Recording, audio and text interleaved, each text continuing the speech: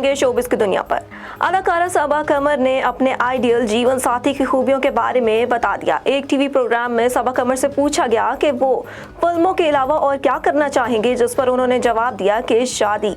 सबा कमर ने कहा कि जब भी इन्हें कोई अच्छा आदमी मिलेगा तो वो शादी के बंधन में बंध जाएंगी। अपने मिसाली जीवन साथी की खूबियों का जिक्र करते हुए सबा कमर ने कहा कि इससे हमदर्द होना चाहिए, कोई ऐसा शख्स जो मेरी इज्जत करे और मुझसे मोहब्बत करे और मजमूई तौर पर एक अच्छा इंसान हो। बॉलीवुड अदाकारा Tanushree Dutta car brake fail होने के बाइस हादसे का शिकार होकर अपनी टांग जख्मी करवा बैठी।